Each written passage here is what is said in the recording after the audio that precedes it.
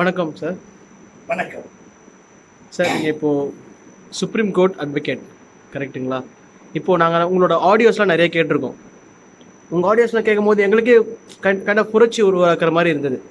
இவ்வளோ தெளிவாக சொல்கிறீங்களே, இவர் எப்படி இருப்பார்? சில பேர் நாங்கள் பார்க்குறோம் உங்களை, ஆனால் சில பேர் உங்களை பார்த்தது கிடையாது. உங்கள் ரியல் லைஃப் பற்றி எங்களுக்கு தெரியாது. ஏன்னா ஒருத்தர் சொல்லும் போது வந்து அவங்களோட பின்னணி வச்சு தான் அவங்க புரிஞ்சிக்க முடியும். அவங்க ஏன் சொல்கிறாங்க, எப்படி சொல்கிறாங்க, என்னன்னு சொல்கிறாங்கன்ட்டு. ஸோ அதனால் வந்து இந்த இந்த வீடியோ ஏன் பிடிக்கிறோன்னா, அப்பார்ட் ஃப்ரம் வீடியோ உங்களோட அதர் ஆடியோஸ் புரட்சி பொலிட்டிஷியன்ஸ் விட உங்களோட ஒரு இந்தியன் சிட்டிசனாக நீங்கள் இந்தியா குறித்து என்ன நினைக்கிறீங்க? ஸோ என்னென்ன ஐடியா, என்னென்ன பிளான்ஸ் இருக்குது இந்தியாவில், ஃப்யூச்சர் எப்படி இருக்கும், எல்லாமே இந்த வீடியோவில் கேப்சர் ஆசைப்படுறேன் சார். ஸோ அதனால் வந்து ஃபஸ்ட்டு உங்களோட யங்ஸ்டர்ஸ்க்கு சின்ன பசங்கள்லேருந்து ஒரு யங்ஸ்டர் வரைக்கும் எப்படி வளர்கிறாங்களோ அவங்க எப்படி வளரணும். ஏன்னா நீங்கள் சின்ன வயசுலேருந்து வந்திருப்பீங்க, கண்டிப்பாக நிறைய அனுபவம் உங்கள் லைஃப்பில் இருந்திருக்கும். ஸோ எங்களுக்கு கொஞ்சம் டிப்ஸ் கொடுங்க sir.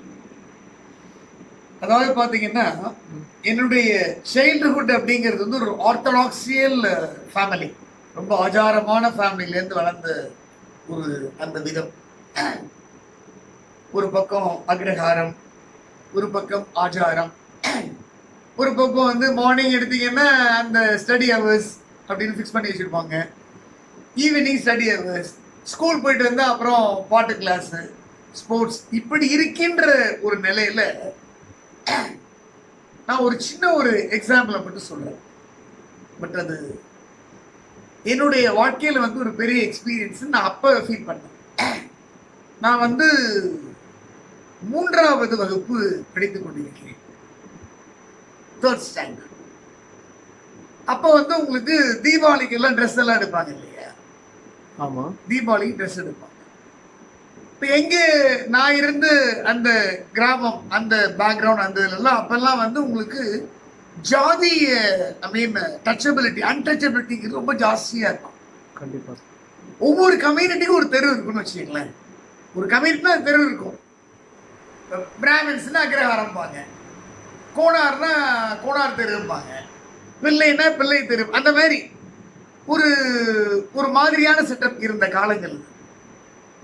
I think I could, அதாவது பார்த்தீங்கன்னா 874 75 still like I very well remember. தீபாவளிக்கு வந்து எங்கள் அங்கிள், சாரி லாஸ்ட் வீக் தான் ஒரு எக்ஸ்பயர் ஆகிட்டார்.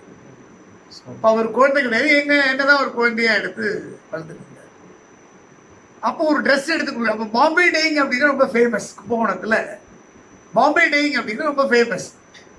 பாம்பே டேயில் எனக்கு 2 ட்ரௌசர் அண்ட் 2 ஷர்ட்ஸ் எடுத்து கொடுக்குறாரு. அப்போ நான் தீபாவளிக்கு ஸ்வீட்ஸ் எல்லாம் அப்பெல்லாம் பண்ணுவாங்க இல்லையா, எடுத்துட்டு என்னுடைய வகுப்பு தோழன் சேகர்னு ஒரு பையன், பட் அவன் வந்து சேரியில் இருப்பான். சேரிக்கு யாரும் போக மாட்டாங்க, போனால் அடி தான் கிடைக்கும், அந்த மாதிரி ஒரு காலகலம். அப்போ அவன் வந்து ஸ்கூலில் சொல்கிறான், எங்கள் வீட்டில் வந்து ரொம்ப நல்லா குடிசை வீட்டில் இருப்பாங்க இல்லையா, ஸோ தட் வந்து எங்களால் ட்ரெஸ் எல்லாம் வாங்க முடியல, எனக்கு ஏதாவது பழைய ட்ரெஸ் இருந்தால் கொஞ்சம் கொடு, நான் அந்த தீபாவளிக்கு போட்டுக்கிறேன் அப்படின்றான். ஸோ நான் என்ன பண்ணுறேன் அப்படின்னா, நான் ஒரு ட்ரெஸ்ஸை வேர் பண்ணிட்டு எங்கள் அங்கிள் ஸ்கூலில் ஒர்க் பண்ணிட்டு இருக்கேன், இருங்க நான் போய் கொஞ்சம் இந்த பட்டாசெல்லாம் வாங்கிட்டு வரேன்னு சொல்லிட்டு அந்த ஏரியாவில் உள்ள பசங்களோட போயிட்டு நேர தென்கரைன்னு ஒரு சேரி இருக்கு, அங்க போய் அவன் வீட்டுல போய் போட்டுற ட்ரெஸ்ஸை கழட்டி கொடுத்துட்டு என்ன, அது ஒரு காலம். அது அப்பயே என்னோட மனசுல வந்து புரட்சி அப்படிங்கிற எண்ணம் வந்து வித்துட்ட. அதாவது கிட்டத்தட்ட பாத்தீங்கன்னா 2 கிலோமீட்டர் ட்ரெஸ் இல்லாம நான் வந்து அந்த 3 வயதுல வந்து வீட்டுக்கு வந்த காலங்கள். எல்லாருமே அப்பெல்லாம் போன்லாம் கிடையாது இல்லையா, சோ எங்க பர்டிகுலர் அந்த குடும்ப பேரை சொல்லி இந்த பையன் வந்து இப்படி போயிட்டு இருக்கான் அப்படின்னு தகவல். அப்ப எங்க அங்கிள் வந்து அவ்வளவு ஆச்சாரமான ஃபேமிலியா இருந்தா கூட, அன்னைக்கு எங்க அப்பா வந்திருந்தார். எங்க அப்பா வந்து சென்சார் போர்ட்ல, அப்போ வந்து பிலிம் ரெப்ரஸன்டேட்டிவா இருந்தாரு, சென்சார் போர்ட்ல ஒர்க் பண்ணவர் எங்க ஃபாதர். எங்க மாமா வந்து என்ன அடிக்க வர்றாரு, சாணியை கரைச்சி தலையில ஊத்த வர்றாரு எங்க அங்கிள். எங்க அப்பா என்ன சொல்றாரு அப்படின்னா, எங்க அப்பா ராமசாமி ஐயங்கார் தட்டி கொடுத்து இன்னும் யாராருக்கெல்லாம் உன் ஃப்ரெண்ட்ஸுக்கு ட்ரெஸ் வேணும்னு சொல்லி நான் வாங்கி வந்துறேன், இந்த மாதிரிலாம் பண்ணக்கூடாது அப்படின்னு அட்வைஸ் பண்ணாரு எங்க ஃபாதர். எங்க ஃபாதர்லாம் வந்து பெரியாரோட இருந்தவர் அந்த காலத்துல. ஸோ எனக்கு இந்த ஒரு இன்சிடென்ட் வந்து 75-76 இருக்கு நான் இப்ப சொல்றேன் அப்படின்னா, என்னுடைய வாழ்க்கையில வந்து சமுதாய பணி செய்யணும், சமூகத்துக்கு ஏதாவது செய்யணும், நாட்டுக்கும் தேசத்துக்கும் செய்யணும் அப்படிங்கிறது வந்து அன்றைக்கு எனக்கு வந்து அந்த சம்பவம் ஊற்றப்பட்டிருக்கு. அதுக்கப்புறம் பாத்தீங்கன்னா அந்த பாரதியார் பாடல்கள், பேச்சு போட்டி, பாட்டு போட்டி அப்படின்னு 12th நான் St John's Vestry Anglo Indian higher secondary school, அதாவது சிஎஸ்சி பிஷப் வந்து என் அவருடைய சன்னாவே வளர்த்தேன், இந்த ரைட் ரெவரண்ட் டாக்டர் பால்ராஜ். எனக்காக என்ன பண்ணுவாங்கன்னா வீட்டுல நான்வெஜ்ஜே சாப்பிட மாட்டாங்க. பிஷப் பெரிய டயசஸ்ங்க, அது வால்பாறை வரையும் வரும், அந்த சைட் போனா நாகப்பட்டினம் வேதாரம் வரையும் ஒரு திருச்சி தாண்டி டயசஸ். நானும் அவருடைய சங்கம் வந்து அவ்வளவு இணைபிரியாத பள்ளித்தோடு 12th வரைக்கும். அதுக்கப்புறம் அவர் மெடிசன் முடிச்சுட்டு தமிழூர்ல இப்ப டாக்டர் பால் சாமுவல் தேவகுமார் அங்க கிளினிக் வச்சு ஹாஸ்பிட்டல் வச்சிருக்காரு. ஸோ அதுக்கப்புறம் அவர் அப்படி போறாரு. எனக்கெல்லாம் இப்போ வந்து நான் அதிகமான மதிப்பெண்கள்லாம் ப்ளஸ் டூல படிச்சதுனால எனக்கு லா அப்பெல்லாம் என்ட்ரன்ஸ் கிடைக்குது எனக்கு. இந்த மார்க் எடுத்து நம்ம லால போய் ஜாயின் பண்ணணுமா, லாகரில் போய் ஜாயின் பண்றேன் என்ட்ரன்ஸ் எழுதி திருச்சி அரசியல் சட்டக்கல்லூரியில், இப்ப இருக்கிற ஏரியால வேற ஏரியால இருந்து திருவானைக்காவல் சைட்ல. இவ்வளவு மார்க் எடுத்துட்டு நம்ம வந்து I have secured almost centum in all the papers, ஒரு பேப்பர்ல மட்டும் 199 அப்படின்னு அங்க போயிட்டு அந்த அட்மாஸ்பியர்லாம் பார்த்துட்டு, ஏன்னா லா அப்படிங்கிறது தான் வந்து மாஸ்டர் ஆஃப் ஆல் ட்ரேட்ஸ், எல்லா ப்ரொஃபஷனையும் கண்ட்ரோல் பண்ணக்கூடிய ஒரே ஒரு ப்ரொஃபஷனை தான். அதாவது ஒரு ஜனாதிபதி மனைவிக்கே வந்து நான் சில வருடங்களுக்கு முன்னாடி நோட்டீஸ் அனுப்பிச்சேன் ஒரு விஷயத்துல. அப்ப இந்த பிரசிடென்ட் ஆஃப் இந்தியா என்னை கூப்பிட்டே வந்து அதை வித்ரா வாங்க சொன்ன நிகழ்வு நடந்திருக்கு.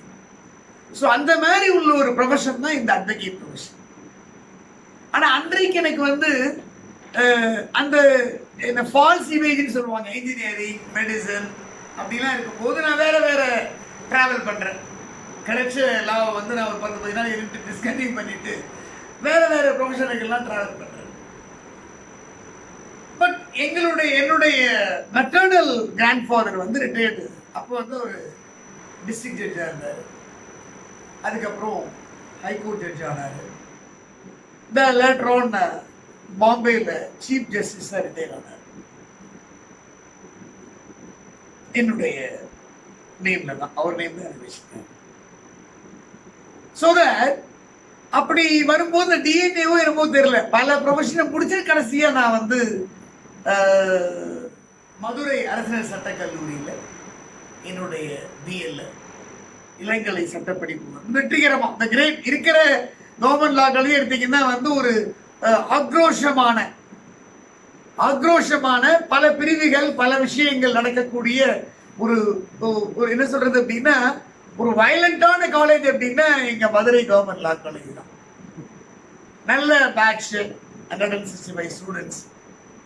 அதுக்கப்புறம் எம்எல் வந்து திருச்சி சட்டக்கல்லூரியில லேபர் லால எம்எல் பண்ணேன். அதுக்கப்புறம் எம்எஸ்சி ஃபாரன்சிக் சயின்ஸ் தடய அறிவியல், நான் தான் லாஸ்ட் பேட்ச். இன்றைக்கு இருக்கக்கூடிய ஒரு பெரிய கட்சியுடைய தலைவரும் ஒரு எம்பியா இருக்கக்கூடியவர் தான். அன்னைக்கு நான் எம்எஸ்சி ஃபாரன்சிக் சயின்ஸ் படிக்கும் போது அவர் அங்க வந்து சயின்டிபிக் அசிஸ்டண்டா இருக்கார். அது நான் பேர் சொல்ல வேண்டியது அவங்களுக்கா தெரியும். ஸோ அதுக்கப்புறம் ப்ராக்டிஸ் நம்ம ஆரம்பிக்கிறோம். ஒரு வேறு சின்ன சின்ன course, lower course, subordinate course, நல்ல சீனியர்ஸ் அப்படியே ஸ்டார்ட் ஆகி இங்கே மெட்ராஸ் 3 days, கோயம்புத்தூர் 2 days, அந்த மாதிரி ஒரு ப்ராக்டிஸ் செட்டப். அங்கே வந்து எனக்கு மிஸ்டர் ஜி சுப்பிரமணியன் ஒரு பெர்வெட்டட் சீனியர், ஒரு கான்ட்ராவர்ஷியல் சீனியர் அவர் எனக்கு. பட் அந்த கிரிமினல் லாவும் சிவில் லாவையும் வந்து பேசிக்க வந்து எனக்கு அவர் கற்றுக் கொடுத்தார். அதுக்கப்புறம் மிஸ்டர் டிசி அருணாசலம், அவருக்கு இல்லை சிவில் எக்ஸ்பர்ட் அவர், அதாவது ஃபார்மர் சிபிஐ டைரக்டர் கார்த்திகேயன் சொல்லுவாங்க, ராஜீவ்காந்தி கொலை வழக்கு விசாரித்தவர், அவருடைய க்ளோஸ் ரிலேட்டிவ் தான் அவர். அதுக்கப்புறம் இங்கே ஆர் காந்தி சீனியர் அட்வொகேட், எங்களுடைய குருகுலத்துக்கு பல ஆனரபிள் ஜட்ஜஸ் எல்லாம் வந்திருக்காங்க. இன்னும் சிட்டிங் ஜட்ஜஸும் 2 பேர் இருக்காங்க பைக்குள்ளே குருகுலத்திலேருந்து வந்தவங்க. லேட்டர் ஆன் சுப்ரீம் கோர்ட் 2010 பிப்ரவரி எண்டில் என்றார். அங்க ஜித்மலானிஜியுடைய அசோசியேட்ஸ் அந்த மாதிரி பல ஆனரபிள் சீனியர்ஸ் உடைய கைடன்ஸ். இப்படித்தான் வாழ்க்கை பயணம் வந்து போகும்போது ஒரு வெறி வருது. என்ன வெறி வருது அப்படின்னா, அப்பெல்லாம் வந்து கேபிள் டிவி தான் இருக்கும் உங்களுக்கு, இந்த மாதிரி இந்த டிடிஹெச்ல கிடையாது. ஸோ 2 இதாக வந்து டாப்ல இருக்கும், 2 கேபிள் டிவிஷன்ஸ். அப்போ வந்து உங்களுக்கு இந்த கேபிள் டிவி ஆப்ரேட்டர்ஸ் வந்து எம்எஸ்ஓன்னு இருப்பாங்க, கீழ் லெவல் ஆப்ரேட்டர் இருப்பாங்க, மேலே ஒருத்தங்க இருப்பாங்க. நிறைய ப்ராப்ளம்ஸ் வரும், படத்தை கட்ட மாட்டாங்க. சன் டிவியை கட் பண்ணிருப்பாங்க. சன் டிவியை கட் பண்ணிட்டாங்க அப்படின்னா வேற கேபிள் ஆப்ரேட்டர் போயிடுவாங்க பப்ளிக். ஸோ அந்த விஷயத்துல எனக்கு தப்பா நினைக்கக்கூடாது. என்னுடைய ஃப்ரெண்ட்ஸ் நாடார்கள், வடக்கன்குளம் நாடா மிஸ்டர் உதய சௌந்தரராஜன் வள்ளியூர்ல, அவர் தான் ஒரு 10-12 நாடார் என்னை கூப்பிட்டு வந்து இந்த மாதிரி நாங்கள் கேபிள் நடந்துட்டு இருக்கோம். அப்போ நான் வந்து அப்போ வந்து எல்லா டவுன்லையும் நான் ப்ராக்டிஸ் பண்ணேன். அப்போ திருநெல்வேலியில் மிஸ்டர் சுப்பிரமணியன் பெதர் அட்வொகேட்டோட நான் சேர்ந்து ப்ராக்டிஸ் பண்ணிட்டு இருக்கேன். வள்ளியூர்ல பல, அதாவது வந்து மாடல் கேசஸ் வந்து நான் லேர்ன் பண்ணி நடத்துறதே இந்த ஒரு 4-5 மாவட்டத்தில் தான். நான் இதுவரை வந்து 363 கொலை வழக்கை நடத்தியிருக்கேன். நான் 337 பேருக்கு விடுதலை வாங்கிட்டு. அந்த கிரிமினல் லாவை நான் கத்துக்கிட்டதுக்கு காரணம் வந்து எனக்கு வந்து பெரும்பான்மையா சொல்ல போனா ஜாதியை சொல்லி நினைக்காதீங்க, அதுல வந்து நாடார்களுக்கு முக்கியத்துவம் ஜாஸ்தி. எல்லா கட்சி என்னை பொறுத்த வரைக்கும் வந்து no caste, no religion, no community, no creed தான் என்னுடைய ஆரம்ப காலத்துல இருந்தே. அதே மாதிரி வளர்ந்தவன். இன்னும் வந்து நான் வந்து பாத்தீங்கன்னா பிராமன்ல வந்து பூடல் அப்படின்னு ஒரு உபநயனம் பண்ணுவாங்க, வைபவம். ஒவ்வொரு இடத்துலயும் வந்து இப்போ கிறிஸ்டியன்ஸ்ல டாக்டர்ஸ் எடுப்பாங்க, இஸ்லாம் சுன்னத் எடுப்பாங்க. பிராமன்ல வந்து முக்கியமான விஷயமே வந்து உபநயனம் தான், பிரம்மோபதேசம் அப்படிம்பாங்க. எனக்கு 51 வயது ஆகிவிட்டு இன்னும் எனக்கு கூடலே இன்னும் எனக்கு நான் வந்து வேர் பண்ணல. ரீசன்ஸ் ஒன்றும் கிடையாது, அப்படியே காலப்போக்கில் போயிடுச்சுன்னு வச்சுக்கோங்க. தென் அன்பார்ச்சுனேட்லி என்னுடைய பிரதர் எம்டெக் அவருக்கு இல்லை, சிஸ்டர் எம்ஏபிஏ அவரும் தவறிட்டாங்க, ஃபாதர் மதர் எல்லாருமே இப்போ அவங்க ஹெவன்லி அபோர்ட்ல போயிட்டாங்க. இப்போ நான் எங்கள் ஃபேமிலின்னு எடுத்தீங்கன்னா I am only one person வீட்டில். I am lover of animals, environmentalist. நான் பேசிக்கலாகவே நானும் எம்சி மேத்தாவும் சேர்ந்து பல வழக்குகளெல்லாம் நாங்கள் தாக்கல் பண்ணியிருக்கோம். அதாவது லேண்ட்மார்க் ஜட்ஜ்மெண்ட்ஸ், அதாவது வரலாற்று சிறப்பு வழக்கெல்லாம் என்விரான்மெண்ட்டை பற்றி, அனிமல்ஸை பற்றி நிறைய நாங்கள் பண்ணியிருக்கோம். அது I am lover of dogs. they are all my children. அப்படியே லைஃப் போயிட்டு இருக்கு. இதுல எதுக்கு நான் அந்த விஷயத்தை சொல்ல வரேன் அப்படின்னா, இந்த சமுதாய பணி அப்படிங்கிறது ரொம்ப ரொம்ப இந்த வழக்கறிஞர் பணி ரொம்ப ரொம்ப இம்பார்ட்டன்ட். அந்த பேசிக் குவாலிட்டி இருக்கிறதுனால தான் இப்போ நான் +2 முடிச்சு நான் வைவியர்லா போயிருந்தேன். இன்னைக்கு நான் ஹைகோர்ட் ஜட்ஜ் ஆகி கிட்டத்தட்ட ஒரு 10 years மேலே ஆயிருக்கு. ஆனால் வேறு வேறு பாதைகளில் போய் கடைசியாக லா ப்ரொஃபஷன் வரும்போது அதோடைய மகாத்மியம் எனக்கு தெரியும். அதனால இளைஞர்களுக்கு நான் என்ன சொல்றேன் அப்படின்னா, இந்த லா ப்ரொஃபஷன்ல எடுத்த உடனே உங்களுக்கு வந்து, ஏன்னா அன்றைய காலகட்டத்தில் வந்து லா கிடைக்க டிமாண்டா இருந்தது.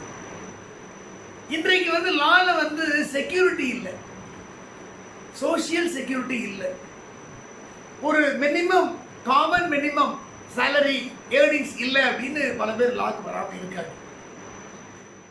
ஆனா இன்னைக்கு வந்து உங்களுக்கு லாயரா தான் ப்ராக்டிஸ் பண்ண அவசியம் கிடையாது. எடுத்த உடனே எக்ஸாம் எழுதி எக்ஸ்பீரியன்ஸே தேவையில்லை. ஜுடிஷியல் மேஜிஸ்ட்ரேட், சிவில் ஜட்ஜாலும் போய் நிறைய ஆப்ஷன்ஸ் இருக்கு லால. பட் மற்ற ப்ரொஃபஷன் மாதிரி எடுத்த உடனே லேர்ன் பண்ணணும் அப்படின்னு நினைச்சோம்னா அது முடியாத காரியம். பட் இந்த லாவை பொறுத்த வரைக்கும் அட்வொகேட் ப்ரொஃபஷன் அப்படின்னா நம்ம கமாண்டிங் அண்ட் கமெண்டிங் ப்ரொஃபஷன். உண்மையிலேயே வந்து நீங்க மக்களுக்கு, டவுன்ட்ராடனுக்கு, புவர் பீப்புளுக்கு வந்து நீங்க ஹெல்ப் பண்ணணும், அசிஸ்ட் பண்ணணும் அப்படின்னா இந்த ப்ரொஃபஷன் மூலமா மட்டும்தான் செய்ய முடியும். Nobel profession. ஆனா இன்றைக்கு வந்து இந்த ப்ரொஃபஷன் வந்து உங்களுக்கு எங்களுடைய சில பிரதர் அட்வொகேட்ஸ் இந்த காவல்துறையோட வந்து ஒரு நெருக்கமான தொடர்பு வச்சிருக்கிறதுனால அதோடைய நேமே போயிடுது. இப்ப என்ன நினைக்கிறாங்க போலீஸ் அப்படின்னா, அந்த அட்வொகேட்ஸ் மாதிரி தான் எல்லாரும் இருப்பாங்க அப்படின்னு ஒரு தாட்டுக்கு வந்துடுறாங்க. லோவர் கோர்ட் அட்வொகேட்ஸ், அதுக்கப்புறம் subordinate court, district courts, high court, supreme court நிறைய இருக்கு. நாங்க சுப்ரீம் கோர்ட் அட்வொகேட்ஸ் ஏன் நாங்க மாறுதட்டி சொல்லிக்கிறோம் அப்படின்னா, எல்லா உயர் நீதிமன்றத்துல தலைமை நீதிபதியிலேருந்து தனி நீதிபதி வரைக்கும் கொடுக்கக்கூடிய தீர்ப்புகளை வந்து நாங்க சுப்ரீம் கோர்ட்ல வந்து உடைக்கிறோம்.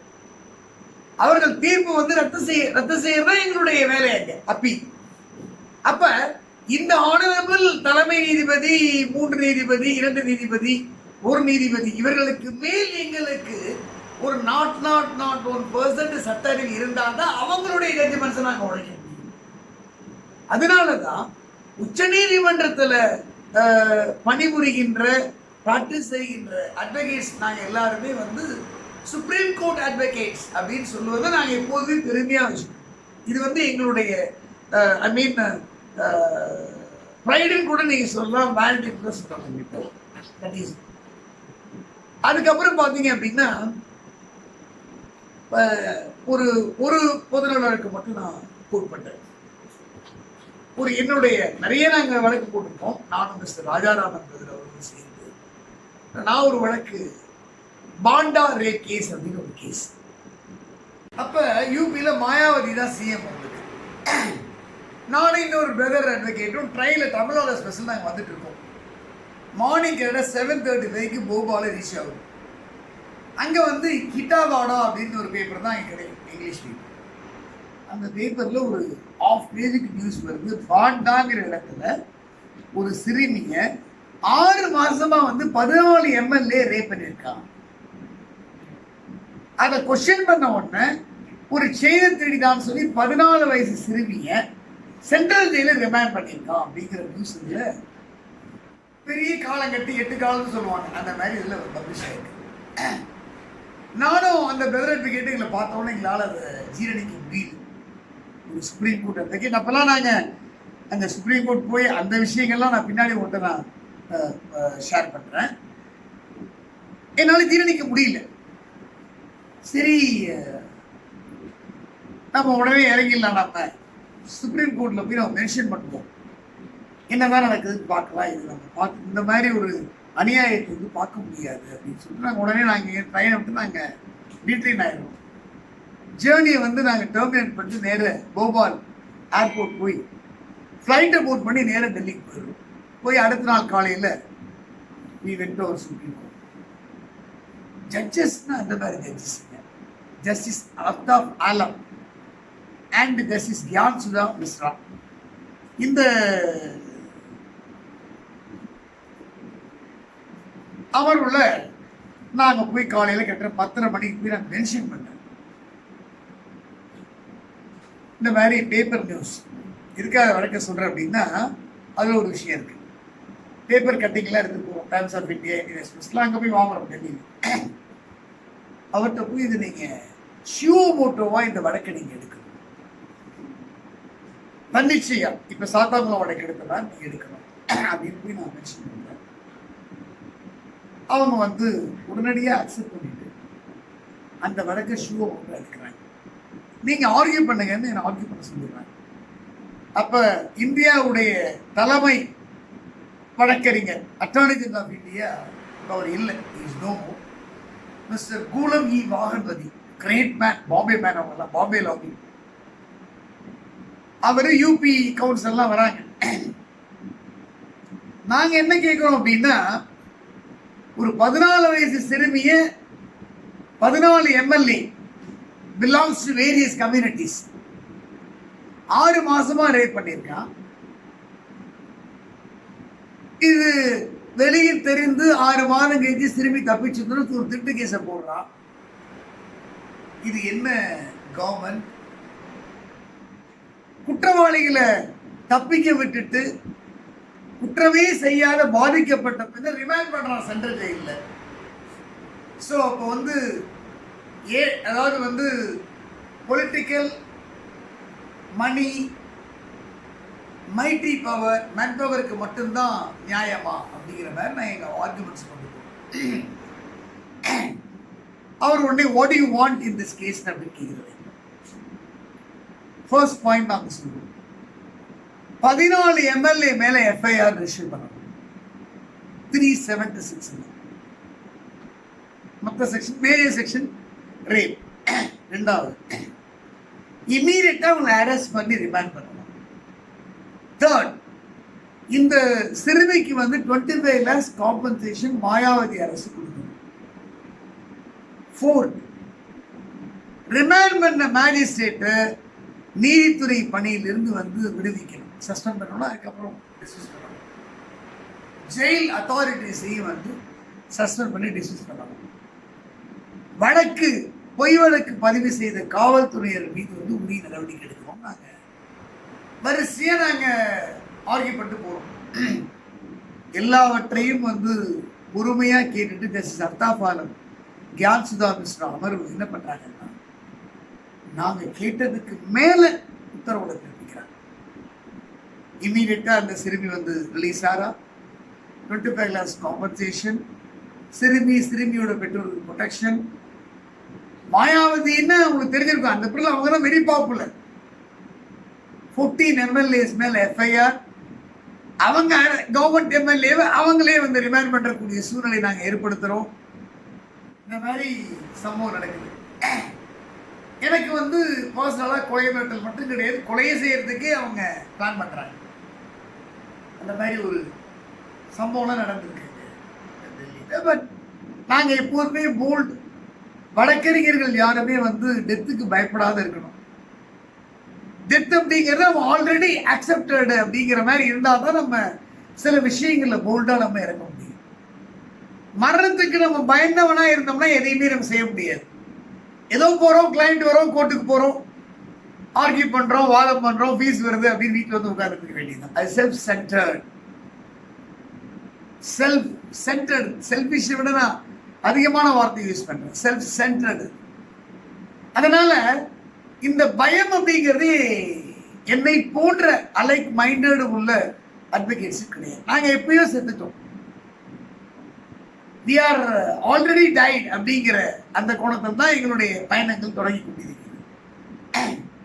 அதுக்கப்புறம் அகிலேஷ் யாதவ் வந்து சப்சிக்வெண்டா அவர் வந்து சமாஜ்வாடி கட்சியில் அவர் பிரச்சாரம் பண்றாரு. கட்சியில் என்ன பிரச்சாரத்துக்கு கூப்பிடுறாரு, நீங்க இந்த மாதிரி பண்டாரி கேஸ்ல வந்து உங்களால தான் நிவாரணம் கிடைச்சி, இதை பத்தி நீங்க தான் அதை விழாவாரி எடுத்து சொல்ல முடியும், அதனால எங்களுக்கு பிரச்சாரம் பண்ண வாங்க கூப்பிடுறாரு. நானும் இன்னொருத்தரும் அவருக்கு பிரச்சாரம் பண்ண எங்களுக்கு வந்து 16 சிட்டி வந்து யூபியில் வந்து சூஸ் பண்றாங்க, ஆல் மேஜர் சிட்டிஸ். எங்களுடைய அந்த ஸ்பீச்சு வந்து மோர் தென் 1 hour 1.5 hours அந்த மாதிரி டைம் கொடுக்குறாங்க. அபிரிதமான வாக்குகளை பெற்று அகிலேஷ் யாதவ் முதல் அமைச்சராக. அவ்வளவுதான், நாங்க பிரச்சாரத்துக்கு போனோம், வந்தோம், ரைட், முடிஞ்சு. அவர் வந்து சமாஜ்வாடி கட்சியால வந்து முதலமைச்சர் வேட்பாளராக தேர்ந்தெடுக்கப்பட்ட உடனேயே 3வது கால் எனக்கு பண்றாரு. இது அந்த சீஃப் செக்ரட்டரி ஆஃப் யூபி சொல்றாரு. 3rd கால் எனக்கு, ஸ்வேரிங் இன் செரமனிக்கு நீங்க வரணும். எதுக்காக சொல்றேன் அப்படின்னா, ஒரு வழக்கறிஞருக்கு வந்து எந்த விதமான மரியாதையும் மதிப்பும் எப்படி எவ்வாறு கொடுக்கப்படும் அப்படிங்கிறதுக்கு இந்த மாதிரி நம்ம சிறப்பான சமுதாயத்தில் பாதிக்கப்பட்ட வழக்குகள் எல்லாம் துணிஞ்சு நம்ம எடுத்து நடத்தினாதான் நம்மளுடைய வழக்கறிஞர் சமுதாயமும் பெருமையடையும், நம்மளும் அந்த மாதிரி ஒரு மரியாதை மதிப்பு நமக்கு கிடைக்கும். அதுதான் நமக்கு உண்மையான ஃபீஸ். எங்களை கூப்பிடுறாரு, நாங்கள் போகிறோம். அதுக்கு அடுத்து நான் ஒரு அதிர்ச்சியான சம்பவத்தை சொல்றேன்.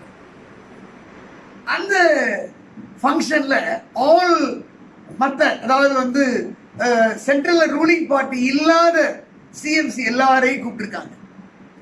ஸோ நான் ஒரு சீட்ல உட்கார்றேன். அடுத்த சீட்ல யார் வந்து உட்கார்றான்னா, எனது புரட்சி தலைவி அம்மா செல்வி டாக்டர் ஜெயலலிதா. என்னால உட்கார முடியல. அடுத்த சீட் வந்து அம்மாவோட சீட். என்னால உட்கார முடியல. I just stood up. Madam, I am sorry. No no no, I am proud of you. நான் கேட்டேன், கிருஷ்ணமூர்த்தி எப்ப சிஎம் ஆனாரு?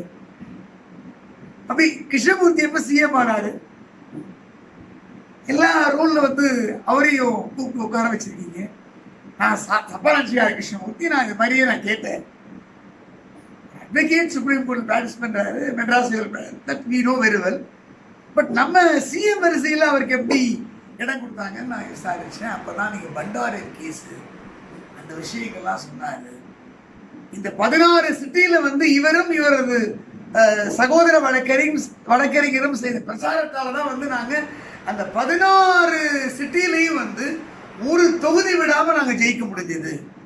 அது காரணம் அந்த பண்டாரி கேஸுடைய அணுகுமுறையையும் அதனால பாதிக்கப்பட்டதையும் மாயாவதி கவர்மெண்ட் எப்படி நடந்து கொண்டதுங்கிறதையும் பத்தி அவர் தான் விழாவரை பிரச்சாரம் பண்ணாரு.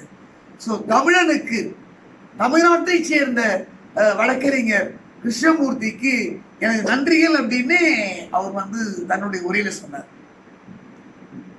ஆனரபிள் அம்மா புரட்சி தலைவியோட நான் சரிசமமா அந்த இடத்துல அமர்வதற்கு ஒரு வாய்ப்பு வந்து எனக்கு ஏற்படுத்தி கொடுத்தார் அகிலேஷ் யாதவ். அவங்க சொல்றாங்க, யூ ஷுட் சிட் யூ, அவங்க அவங்க இங்கிலீஷே வந்து உங்களுக்கு வந்து டிஃப்ரெண்டா இருக்கும். Deserved to be honoured mister RK அப்படின்னா இந்த வேர்டு என்ன ஞாபகம் இருக்கு, டிசர்வ்டு டு பி ஹானர்டு அப்படின்னு. அந்த மாதிரியான வாய்ப்புகள்லாம் வந்து நம்ம ஒரு வழக்கறிஞரா நம்ம பிராக்டிஸ் பண்ணும்போது ஒரு பெரிய ஒரு மாஃபியா கேங்கையே எதிர்த்து நம்ம வந்து யூபிஎம்எல்ஏ சாதாரணமாக கிடையாதுங்க. இங்கே தமிழ்நாடு மாதிரி கிடையாது. எல்லாருமே வந்து யூபியில் வந்து பொதுமக்களை கண் வச்சிருப்பான் அன்லைசன்ஸ் பிஸ்னஸ். அவ்வளோ புலன்சகர் ஒரு டிஸ்ட்ரிக்ட் கோர்ட்டுக்கு போனேன் நான், யாரை பார்த்தாலும் கண்ணை வச்சுட்டு உட்காந்துட்டு இருக்கிறான். இந்த மாதிரி ஏரியா யூபிலாம். ஸோ சமுதாயத்திற்கு நாம் பாடுபட்டு நீதி பரிபாலனம் செய்தாதான் நம்ம இந்த வழக்கறிஞர் ப்ரொஃபஷன்ல ஒரு செல்ஃப் சாட்டிஸ்ஃபேக்ஷன் அடைய முடியும். சாத்தாங்குளம் வழக்கெடுத்தீங்கன்னா எனக்கு பண்டாரி கேஸ் தான் எனக்கு. அதே ஆனரபிள் ஜட்ஜஸ் ஜஸ்டிஸ் அப்தாப் ஆலத்தை வந்து நான் Chennai honourable high court judges lordship mister justice P N. Prakash நான் வந்து பார்க்கக்கூடிய ஒரு சென்சேஷனல் ஒரு சுச்சுவேஷன், ஒரு உணர்ச்சி வசமான ஒரு நிகழ்வும் ஏற்பட்டது. இந்த மாதிரி பல விஷயங்கள். அப்போ வந்து உங்களுக்கு இந்த நாடார் வந்து எங்களை அனுப்புறாங்க, எங்க டெல்லிக்கு அனுப்புறாங்க. இது வந்து இடையில வந்து பார்த்தது. இப்போ நாங்கள் டிடி சாட்னு ஒரு கோர்ட் இருக்கும், டெலகாம் டிஸ்பியூட் செட்டில்மெண்ட் அப்பல்லட் ட்ரிபியூனல். அங்கே வந்து உங்களுக்கு ஒரு ஹோட்டல் சாம்ராட்னு பிரைம் மினிஸ்டருடைய பங்களாவுக்கு ஆப்போசிட்ல இருக்கும் அந்த கோர்ட். ஒரு 4 பில்டிங்ல இருக்கும். அது வந்து ஒரு 7 ஸ்டார் ஹோட்டல் அப்படிம்பாங்க, ஹோட்டல் சாம்ராட் அப்படி.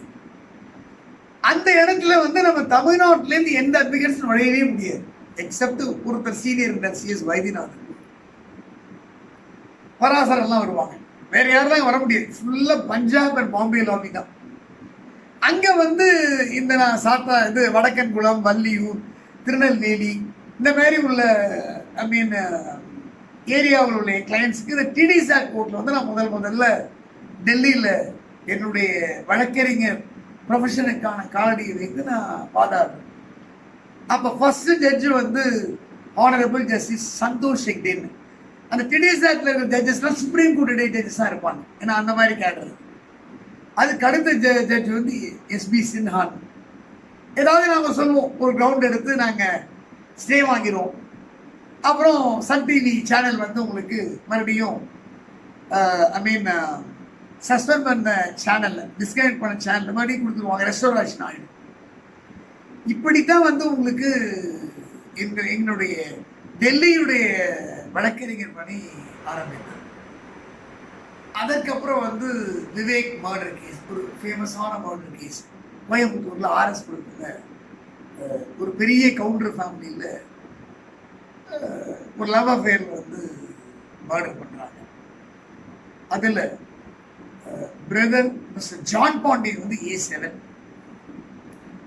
அந்த வழக்குல வந்து retired high court judge mister Kanagaraj அப்படின்னு அவர் இங்கிலீஷ் மேலே நாம சொல்லுவோம், டிஸ்ட்ரிக்ட் ஜட்ஜா இருந்து ஹைகோர்ட் ஜட்ஜ் ஆனவர். அவர் மிஸ்டர் கனகராஜ் வந்து அந்த வழக்கை லீட் பண்ணும்போது நாங்கள் சேர்ந்து அதில் ட்ராவல் பண்ணுறோம். ஸோ இந்த மாதிரி பார்த்தீங்கன்னா இந்த பண்டாரி கேஸை நான் எதுக்காக நான் வந்து இடையில நான் சொல்ல வந்தேன் அப்படின்னா, நியூஸ் பேப்பர் ரிப்போர்ட்டை வந்து பேஸ் பண்ணி பொதுநல வழக்கு தொடரலாமா அப்படிங்கிறது எங்களுடைய வழக்கு தான். மெட்ராஸ் ஹைகோர்ட்ல பார்த்தீங்கன்னா முதலாக ஒரு பத்திரிகை செய்தியை வைத்து பொதுநல வழக்கு தொடரலாமா தொடரக்கூடாதாங்கிறது என்னுடைய வழக்கில் தான் வந்து டிசைட் பண்ணாங்க. இன்றைக்கு பத்திரிகை செய்தி வச்சு உங்களுக்கு பார்த்தீங்கன்னா டுடே வந்து எவ்வளோ பேர் பொதுநல வழக்கு போடுறாங்க. அதுக்கு வந்து ஒரு foundation stone was laid by me before honourable Madras. அதாவது கல்கட்டால வந்து உங்களுக்கு ஒரு இல்லீகலா சட்டவிரோதமா ஒரு போலீஸ் காவல்ல ஒருத்தர் அடைக்கிறாங்க. அவருக்கு டார்ச்சர்ஸ் நடக்குது. அவர் என்ன பண்றாரு அப்படின்னா, ஏற்கனவே வந்து ஒரு வழக்கு ஒண்ணு உண்டு சுப்ரீம் கோர்ட்ல. ஜெயில வந்து உங்களுக்கு வந்து டார்ச்சர்ஸ் இருக்குன்னு சொல்லி ஒரு லெட்டரை மட்டும் ஒரு 15 பைசா கார்டு, இப்பெல்லாம் போஸ்ட் கார்டு கிடையாது, அந்த 15 பைசா போஸ்ட் கார்டில் அவர் எழுதி சுப்ரீம் கோர்ட்டுக்கு அனுப்புறாரு. அன்றைக்கு இருந்த உச்சநீதிமன்ற தலைமை நீதிபதி அமர்வு அந்த போஸ்ட் கார்டு நியூ தெரிவித்த அந்த சம்பவத்தை, அந்த செய்தியை ஒரு வழக்காக எடுத்து இந்தியாவிலேயே போஸ்ட் கார்டில் எழுதி நீங்க கிரீவன்சஸ் உங்களுடைய குறைகளை சொன்னா அது வழக்காக எடுத்துக்கொள்ளப்படும் அப்படிங்கிறதுக்கு உதாரணம் தான் சுனில் பத்ரா எதிர் டெல்லி அட்மினிஸ்ட்ரேஷன் ஒரு வழக்கு. அதான் முதல்ல இந்தியாவில் வந்து பொதுநல வழக்கு சாதாரணமாக ஜட்ஜஸ்க்கு லெட்டரை எதினாலே போகிறோம். அந்த லெட்டரை பேஸ் பண்ணி வழக்கு எடுத்து பெரிய நிவாரணங்கள்லாம் கொடுத்தாங்க. அதே மாதிரி தான் கல்கத்தாவில் இந்த போலீஸ் டார்ச்சர், கஸ்டடியல் டார்ச்சருக்கு பத்திரிகை செய்திகள் நிறைய வருது. டிகி பாசுன்னு ஒரு டெலிகிராஃப் அப்படிங்கிற பத்திரிகை ஆசிரியர், அவர் வந்து இந்த வழக்கை வந்து பத்திரிகை செய்தி அடிப்படையாக வைத்து உச்சநீதிமன்றத்தில் வழக்கு தொடர்கிறார். அதுதான் டிகி பாசு எதிர் மேற்கு வங்காளம் அப்படிங்கிற ஒரு பிரபலமான வழக்கு. அந்த வழக்கில் தான் சொல்றாங்க கைது செய்யும் போது எதை ஃபாலோ பண்ணணும் அப்படின்னு ஒரு கட்டளை, 11 கட்டளைகளை பிறப்பிக்கிறாங்க. அது வந்து 10 கமாண்ட்மெண்ட்ஸ் ஆஃப் காடுங்கிற மாதிரி எங்களுடைய நீதித்துறையில், அட்வொகேட் ப்ரொஃபஷனில், லீகல் ப்ரொஃபஷனில் 11 கமாண்ட்மெண்ட்ஸ் ஆஃப் காட் அப்படிங்கிறது தான் இந்த டிகே பாசு எதிர் பேசுமேக்குவாங்க. அதில் தான் வந்து என்ன சொல்ல, போலீஸ்க்கு வந்து அடிக்கும் அதிகாரம் கிடையாது, டார்ச்சர் பண்ணக்கூடிய அதிகாரம் கிடையாது அப்படிங்கிறது அதை எடுத்துரைக்கிற வழக்கு. ஆனா இன்றைக்கு வந்து எங்களுடைய பீப்புள் எம்சிஓபின்னு ஒரு கேஸ் இருக்கு. அதாவது வந்து மோட்டார் வாகன விபத்தில் இறந்து போறாங்க இல்லையா, சொன்னா நான் சொல்லக்கூடாது, இருந்தாலும் வெக்கத்தோடு தான் நான் சொல்றேன். அந்த வழக்கு வந்து நமக்கு வரணும் அப்படிங்கிறதுக்காக சம்பந்தமே இல்லாத மாற்று கம்யூனிட்டியுடைய அவர் முட்டையெல்லாம் அடிச்சுட்டு வேஷியை கட்டிட்டு தீச்சட்டியை கொண்டு போன நிகழ்வு ஈரோடு நடந்திருக்கு. ஒரு வழக்கை வந்து சேஸ் பண்ணணும் அப்படின்னு. அப்போ நீங்கள் கேட்கலாம், அப்படி என்ன இந்த வழக்கில் இருக்கு அப்படின்னா, அதாவது வந்து செய்யும் செயலே செப்பும், அதான் வந்து ஒரு proverb. The thing speaks itself. நாங்கள் அதை ரெஸ் இப்சா லாக்கெட்டுன்னு சொல்லுவோம். ஸோ ஒருத்தன் வரான், ஏதோ ஒரு வாகனம் வருது, ஆக்சிடென்ட் ஆகுது, இறந்து போயிடும். இல்லை என்னத்துக்கு வழக்கு நடத்த முடியும்? ஒன்றும் கிடையாது. இல்லை ஆர்கியூமெண்ட்ஸே கிடையாது. என்ன ஆர்கியூமெண்ட்ஸ்? அவர் என்ன பண்ணிட்டு இருந்தார், அவர் ஏஜ் என்ன, மெஜாரிட்டி ஆஃப் ஏஜுங்கிறது நமக்கு வந்து 60. இந்த 60, 50, 60 இந்த ஏஜில் வந்து இருந்தாலும் எவ்வளோ சம்பாதிப்பார், அவர் டிபெண்டன்ஸ் என்ன, அவர் லாஸ்டாக சம்பாதிச்ச வருமானம் என்ன, இது மட்டும்தான் இங்கே ஆர்கியூமெண்ட். இதில் வந்து எப்படியும் ஒரு டெத் கேசஸ் 304A கேசஸ் எல்லாம் 7 to 10 லட்சம் வரை மினிமமாக அவார்ட் ஆகும். இதில் வந்து எங்கள் பீப்புள் என்ன பண்ணுவாங்கன்னா, எல்லா வழக்குகளுக்கு வந்து கிளைண்ட் வந்து எங்களுக்கு ஃபீஸ் கொடுப்பாங்க இல்லையா, வழக்கறிஞர்னா ஒரு ஃபீஸ் இருக்கும். ஆனால் இந்த வழக்குக்கு வழக்கறிஞர் கிளைண்ட்டுக்கு ஃபீஸ் கொடுப்பார். எதுக்கு? மோட்டார் வாகன இறப்பு வழக்குக்கு எங்க வழக்கறிஞர் சமுதாயம் என்ன பண்ணுவாங்க, நாங்க ஃபீஸ் கொடுப்போம் கிளைண்ட்டுக்கு. அது அவனுக்கு தெரியாது. வரக்கூடிய அமௌண்ட்ல வந்து 40% 50% எடுத்துதான் ஐயா அப்பா கொடுப்பாங்கிறது அவருக்கு தெரியாது. இது வந்து ஆனரபிள் பிற்காலத்தில் சுப்ரீம் கோர்ட் ஜட்ஜான ஜஸ்டிஸ் எம்.ஓ. இக்பால் நம்ம மெட்ராஸ் ஹைகோர்ட் ஜட்ஜாரு ரொம்ப வருத்தப்பட்டு சொன்னாரு, எனக்கு பார்க்கறதுக்கே கஷ்டமா இருக்கு. அவனே வந்து ஐ மீன் பாவப்பட்டவன், அந்த அமௌண்ட்ல வந்து பர்சன்டேஜ் வாங்கிட்டு எல்லாத்தையும் வாங்கிட்டு ஒண்ணுமே இல்லைன்னு சொல்றது அப்படிங்கிறது இது மரணத்தை விட கூடியது. இறைவன் மன்னிக்கவே மாட்டான் இந்த குற்றத்துக்கு. நீங்க எதிராக ஒரு ஜட்ஜ்மெண்ட். அதுக்கப்புறம் இன்னொரு நிகழ்வு இருக்குன்னா நெக்ஸ்ட் எபிசோட்ல ஷேர். இந்த மாதிரி வழக்கல்ல வந்து என்ன பண்ணுவாங்க அப்படின்னா, இப்ப நீ ஒண்ணுமே இல்லை, இப்ப நம்ம ஏரியாவுக்கு மாதவரம் தான் TIW டிராபிக் இன்வெஸ்டிகேஷன். இப்ப யாராவது நீங்க தகவல் உரிமை சட்டத்துல நீங்க 2019-20 எத்தனை வாகன விபத்துல எத்தனை பேர் இறந்திருக்காங்க, எத்தனை வழக்குல வந்து நீங்க ரிஜிஸ்டர் பண்ணிருக்கீங்க, அந்த வழக்குகள்லாம் என்ன நிலைமையில இருக்கு, யார் அதுக்கு வழக்கறிஞர் கேட்டீங்கன்னா ஒரு அட்வொகேட் தான் வழக்கறிஞர் இருப்பார் அத்தனை வழக்குக்குமே. ஸோ இவன் டெத் அப்படின்னு அவன்கிட்ட போன உடனே அங்க இருக்கிற இன்ஸ்பெக்டர் சப் இன்ஸ்பெக்டர்ல இருந்து என்ன பண்ணுவாங்க அப்படின்னா, இந்த அட்வொகேட்டை பாருங்க, அவரெல்லாம் பண்ணி கொடுத்துருவாரு. அவர் நேரம் என்ன பண்ணுவாரு, ஈமக்கிரியை செலவு பேசிக்கிற 10,000 ரூபாய் கொடுப்பாரு. நம்ம கிளைண்ட் வந்து ஆஹா வக்கீலுக்கு தானே ஃபீஸ் கொடுப்போம் கேஸுக்கு, வழக்குக்கு நம்ம ஃபீஸ் கொடுக்குறாரு அப்படின்னு அவன் வாங்கி போயிடுவோம். அப்புறம் ஒரு வாய்தாக்க ஒரு ஃபீஸ் கொடுப்பாரு, அவர் கொடுப்பாரு. அவரு கடைசியில் உறுதியே போயிடும், அது வேறு விஷயம். அந்த டாக்டர்ஸ், போஸ்ட்மார்ட்டம் பண்ண டாக்டர்ஸ், போலீஸ், எங்க அட்வொகேட்ஸ், இவங்க எல்லாம் சேர்ந்து தான் வந்து இதுல இன்வால்வ் ஆகுறதுனால எல்லா வழக்கறிஞர்களையும் வந்து காவல்துறை வந்து ஒரு மாதிரி அண்டர் எஸ்டிமேட் பண்ண ஆரம்பிச்சிட்டாங்க. MCOP கேஸ்லயே எங்களுடைய வாதம் என்ன அப்படின்னா, எவ்வளவு அதிகப்படியான தொகையை பெற்று தருவது, அதான் எங்களுடைய ஆர்குமெண்ட்ஸ். அந்த ஆர்குமெண்ட்ஸுக்கு ஒரு நல்ல ஃபீஸ் நீங்க கொடுத்தா ஆகணும். சாதாரணமா ஒரு 5 லட்சம் கொடுக்குற அந்த கோர்ட் அவார்ட் பண்ற கோர்ட்ல 15 lakhs கொடுக்குற அளவுக்கு எங்களால் ஆர்கியூ பண்ண முடியும். அதனால அந்த மாதிரி அட்வொகேட்ஸ் தான் இருக்காங்க. அந்த வாதத்துக்கு தான் வந்து ஃபீஸை ஒழிய ஃபிக்ஸ்டு பர்சன்டேஜ்ங்கிறது சட்டத்துப்படி அது சரியில்லை. அதனால நான் MCOP கேஸ் நான் எடுக்கிறது இல்லைங்க. எதுக்கு, அதாவது நம்ம கிளைண்ட்ஸ்ல அன்பார்ச்சுனேட்டா ஏதாவது அந்த மாதிரி ஆச்சுன்னா ஹேண்டில்.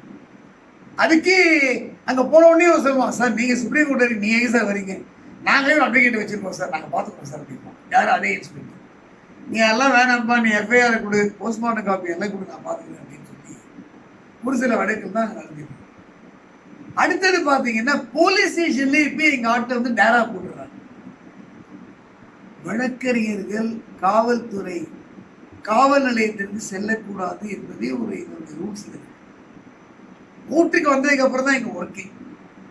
போகலாம், போகக்கூடாதுன்னு இல்லை. ஒரு கிளைண்ட்டுக்கு வந்து இந்திய அரசியல் சாசன சட்டப்படியும் சரி, குற்றவியல் நடைமுறை சட்டப்படியும் சரி, சட்ட உதவிங்கிறத நாங்க தான் பண்ண முடியும்.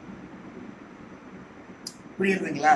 அதனால் right to be defended by a லாயர்ங்கிறது அடிப்படை உரிமை, அது அரசியல் சாசன உரிமை. ஸோ எந்த இடத்துலையும் போய் நம்ம போய் நிற்கலாம், no problem at all. But அங்கேயே போய் நீங்க டேரா போட்டு போலீஸோட அன்கோ போட்டு வழக்கில் வந்து நீங்க கட்ட பஞ்சாயத்து பண்றது இந்த மாதிரி எல்லாம் இருக்கிறதுனாலதான் நம்மளை வந்து வழக்கறிஞர்ல வந்து போலீஸ் அண்டர் எஸ்டிமேட் பண்றாங்க. இப்ப நான்லாம் இப்போ ஒரு போலீஸ் ஸ்டேஷன் ஏதாவது ஒரு ஐ மீன் அவசர, அதாவது எக்ஸ்ட்ராஆர்டினரி சுச்சுவேஷன்ல போகணும் அப்படின்னா கிளைண்ட்டுக்கு போறோம்னு வச்சுக்கோங்க, போன உடனே அந்த பெஞ்சில் தான் நம்ம உட்கார வைப்போம். அட்வொகேட்ஸ் நம்ம கோர்ட் ஆஃபீஸருங்க, நம்ம வந்து நீதிமன்ற அதிகாரிகள். அதனால நம்ம எப்போதுமே வந்து அவங்களுக்கு ஈக்குவல் இல்லை, அதுக்கு மேலதான் நம்ம அமரணும். நமக்கு ஆப்போசிட்ல சேரை போட்டு கால் மேல கால் போட்டு ஒரு ஆர்டினரி கான்ஸ்டபிள் உட்கார்ந்து இருப்பாங்க. நம்ம அட்வொகேட்ஸ் வந்து பெஞ்சில் உட்கார வைப்போம். இது எனக்கு ஆரம்பத்திலேருந்து எனக்கு பிடிக்காது. கோயம்புத்தூர்ல பொன்மாணிகள் எஸ்பியா இருக்கும்போது நான் அவர் எஸ்பியா அவர் வந்து பதவிக்கு முதல்ல அவர்கிட்ட சொன்னேன், அக்யூஸ்டுக்கும் சேர் போடுங்க, கம்ப்ளைண்ட் பார்ட்டிக்கும் சேர் போடுங்க, எங்களுக்கும் சேர் போடுங்க அப்படின்னு அவரை கோயம்புத்தூர் சொன்னோம். உடனே அவர் என்ன பண்ணார், அவர் இருக்கின்ற வரையில கோயம்புத்தூர், அப்ப திருப்பூர் மாவட்டம் கிடையாது, அந்த டிவிஷன்ல இருக்கிற வரைக்கும் வந்து போலீஸ் ஸ்டேஷன்ல கூட ஒரு 10 சேர் இருக்கு. நான் தான் ஸ்டேஷனுக்கு போனேன்னா உடனே ஒரு சேர் தான் எடுத்து உட்கார்ந்து ஃபர்ஸ்ட் உடனே ரெஸ்பெக்ட் கொடுங்க தான் நான் பேசுவேன்.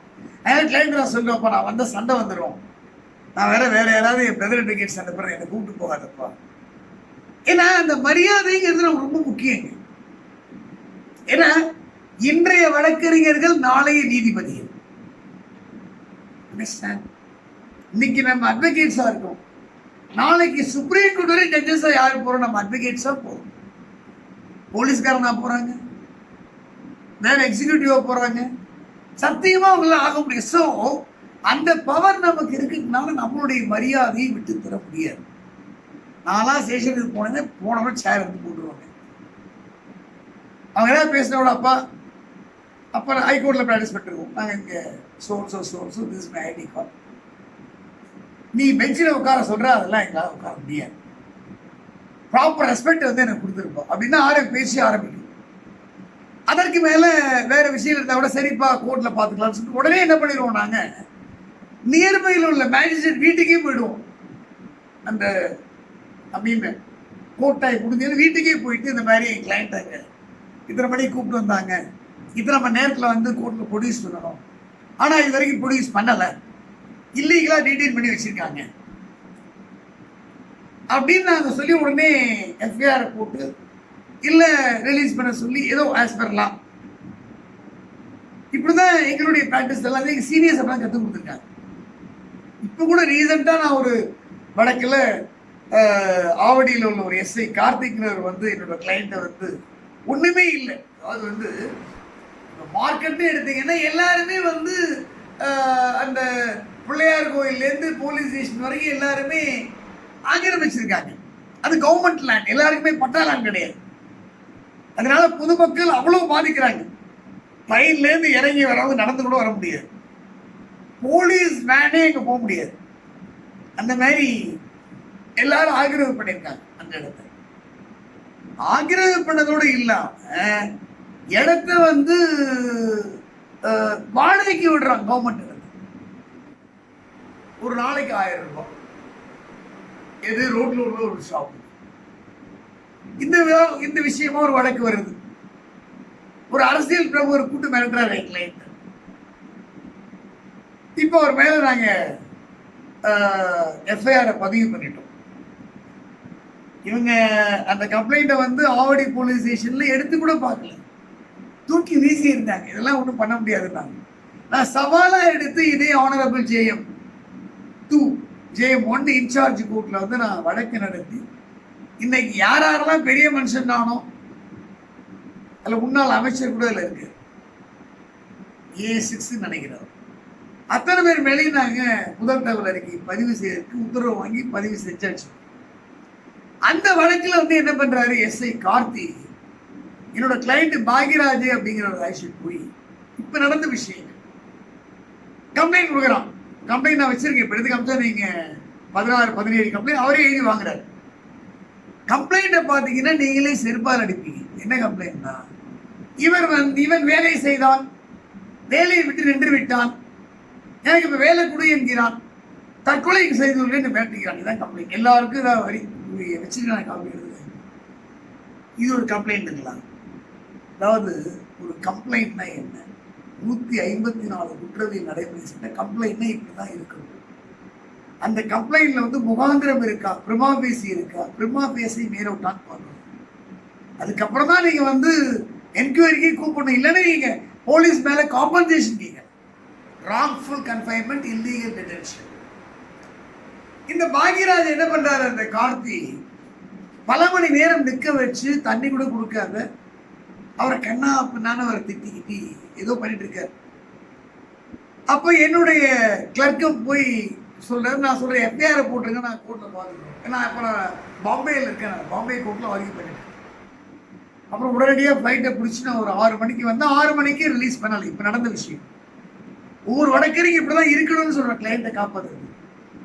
நேர honourable judicial magistrate judge Mrs Gurulakshmi வீட்டுக்கு நான் போனேன். அங்கே போய் நான் வந்து அப்போ வந்து இந்த தசரா ஏதோ ஒரு ஹாலிடே, அப்போ ஆட்கொணர் வழக்கு இதில் போடுறோம். HCP பேர் உயிரோடவோ இல்லது டெட் பாடியோ கோர்ட்டில் ப்ரொடியூஸ் பண்ணுறதா ஆட்கொணர்வு வழக்கு, ஏபிஎஸ் கார்பஸ் பெட்டிஷன் அப்படின்னு சொல்லுவோம். ஆர்டிகல் 246 அதை ஃபைல் பண்ண. அந்த வழக்கு போடலான்னா ஆனரபிள் ஜஸ்டிஸ் வைத்தியநாதன் அவர்கள் தான் அன்னைக்கு இன்சார்ஜ். சிஎம்மோட வீட்டுக்கு ஆப்போசிட்ல தான் ஒரு வீடு ரயில்வேஸ்ல.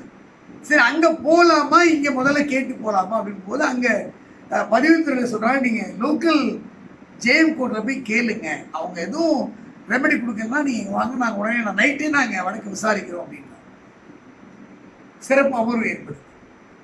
ஆனா இந்த honourable learner judicial magistrate very very ஆனஸ்டான ஜட்ஜுங்க. இமீடியட்டா வந்து ஆவடி போலீஸுக்கு ஃபோன் பண்ணி எல்லா விஷயம் யாரும் நீங்க வாயா அப்படின்றாங்க. பார்த்து இதெல்லாம் ஒரு கம்ப்ளைண்ட், இது அவங்க பாணியில் அவங்க நடவடிக்கை எடுத்து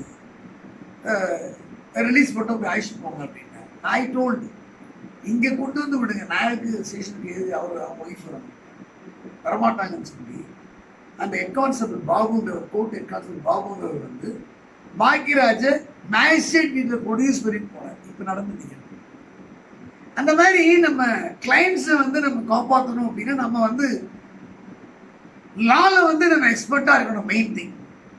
செகண்டரி வந்து நம்ம நமக்கு ஒரு ஹானோரியம் மட்டும் வருது அப்படிங்கிறத மட்டும் பார்க்காம அந்த கிளைண்ட்டுடைய நலத்தையும் நம்ம பார்க்கணும். அதே அன்னைக்கு நாங்கள் அந்த ஸ்டெப் எடுக்கலன்னா அவர் ஏதாவது ஒரு பொய் வழக்க போட்டிருப்பாரு பாக்யராஜ் மேலே, கஸ்டடியில் டார்ச்சர் அன்னைக்கு நடந்திருக்கு. ஆனால் இப்போ நாங்கள் என்டையர் மார்க்கெட் எடுக்கிறதுக்கே நாங்கள் வழக்கு ஃபைல் பண்ணிட்டோம். இப்போ கொரோனா பீரியட்னால வந்து அது நம்பர் ஆகி விசாரணைக்கு வராமல் இருக்கு. பிசிக்கல் கோர்ட் வந்த உடனே ஆக்சுவலாக வந்து உங்களுக்கு அந்த வழக்கு வந்து ஸோ மார்க்கெட் சுத்தமாக வந்து ரிமூவ் பண்ணிடுவோம் என்க்ரோச்மெண்ட்ஸ். எதுக்காக சொல்கிறேன் அப்படின்னா எல்லா இடத்துலையும் இப்படி தான் இருக்குங்க. அதாவது அந்தந்த ஏரியாவுக்கு வரக்கூடிய போலீஸ் பர்சன்ஸ் என்ன பண்ணுறாங்க அப்படின்னா ஒரு குறுநில மன்னர் மாதிரி நினச்சிக்கிறாங்க. அந்த ஏரியாவில் உள்ள அத்தனை பேர் நம்ம சுண்டு விரலே கட்டுப்படணும், நம்மளை பார்த்தா மிரண்டு ஓடணும் அப்படிங்கிற மாதிரி. ஏன்னா இப்ப honourable learner magistrate mister Bharathidasan JM 1 of Kovilpatti சாத்தாங்குளத்தில் ஹைகோர்ட் ஆர்டர் விசாரணை நடத்தும் போதே அந்த டிஎஸ்பி பிரதாபனும் ஏடிஎஸ்பி குமார் வந்து பாடியில அசிப்டி காமிக்கிறாங்களாம்.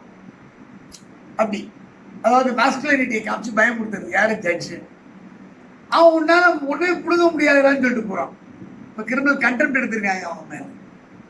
அந்த மாதிரி காவல்துறையில் என்ன பண்றாங்க அப்படின்னா ஒரு சில பேர்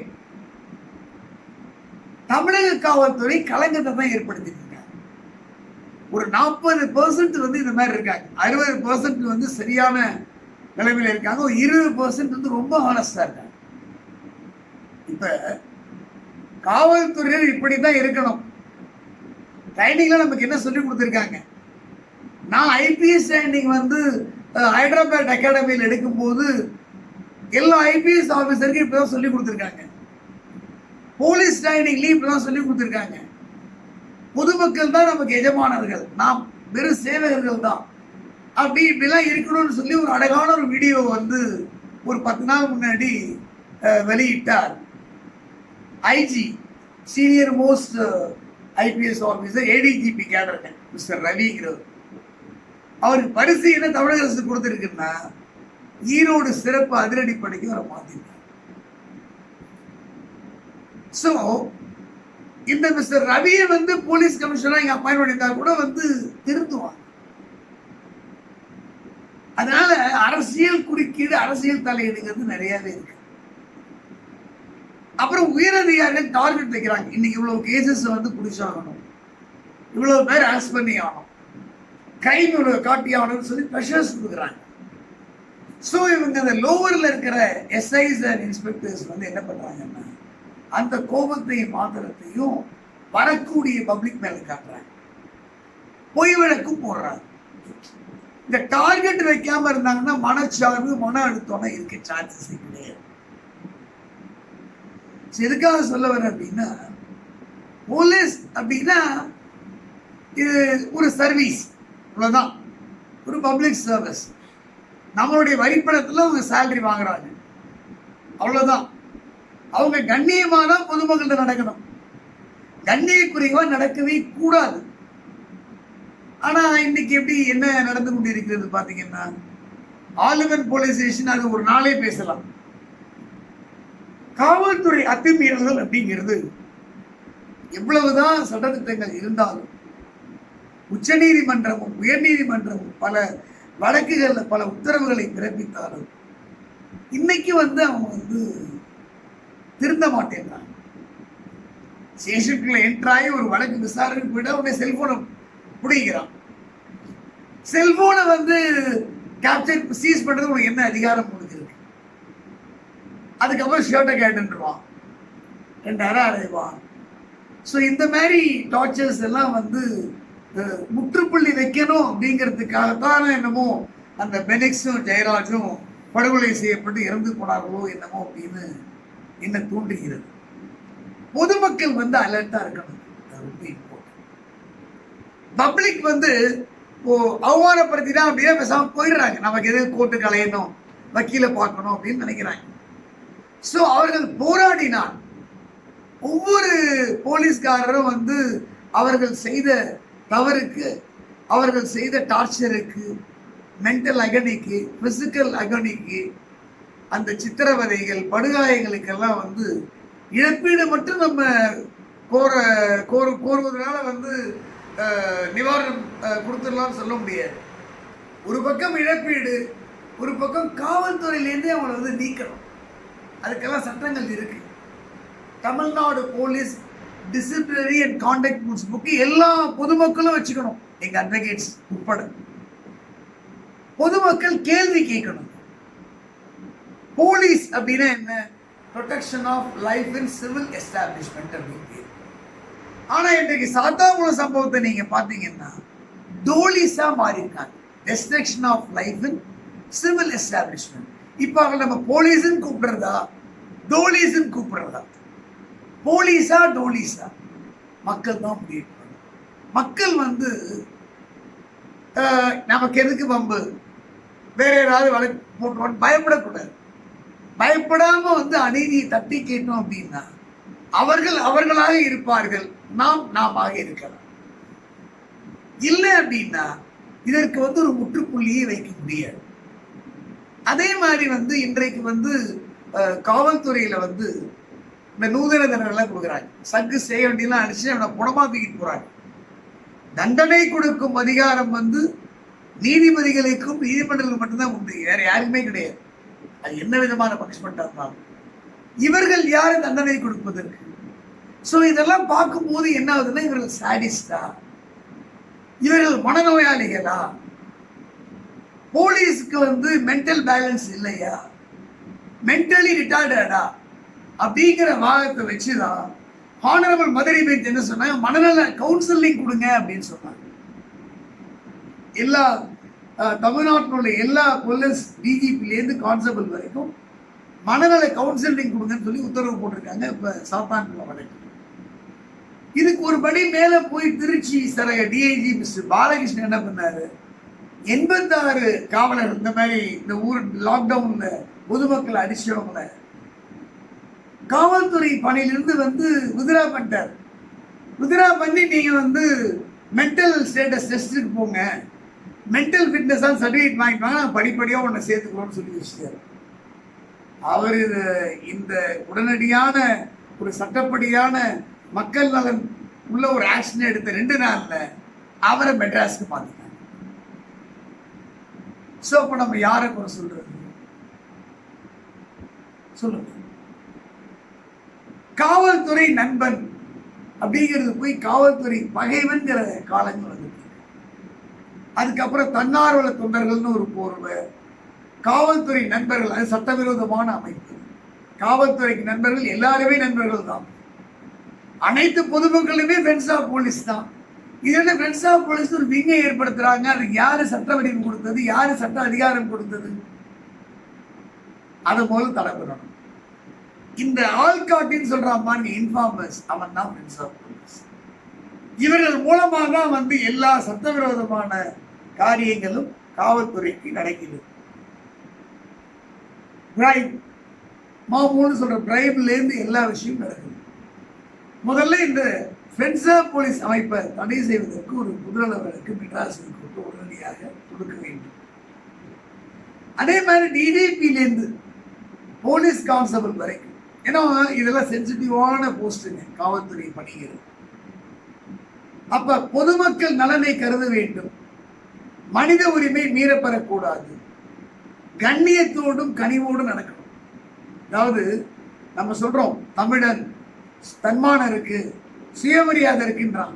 அவன் போன உடனே அவங்களை கண்ணாமலாம் திட்டுறான். எங்க சுயமரியாதை எங்க இருக்கு? இப்ப திராவிட இனம், திராவிட மொழி, திராவிடன் தன்மானம், சுயமரியாதை, சூனாமானெல்லாம் எங்க இருக்கு? கத்தி கேட்கணும். மக்கள் வந்து கால நேரம்லாம் பார்க்காம போராடினாதான் இந்த மாதிரி வந்து சித்திரவதைகளுக்கெல்லாம் முட்டுப்புள்ளி வைக்க முடியும். ஸோ மீண்டும் என்ன சொல்றது அப்படின்னா, சட்டம் அப்படின்னு மட்டும் கிடையாது, சட்டத்துல என்னென்ன லேப்ஸ் இருக்கு, சட்டங்களை எப்படி கையாளணும், காவல்துறையை வந்து எப்படி சீரமைக்கணும், போலீஸை வந்து எப்படி சூப்பர்வைஸ் பண்றது, who will police the police, இந்த மாதிரி நிறைய விஷயங்கள் இருக்கு. மீண்டும் ஒரு நிகழ்ச்சியில் நாம் இதை பற்றி விவாதிப்போம், சந்திப்போம். நன்றி, வணக்கம். ரொம்ப நன்றி சார். தேங்க்ஸ்.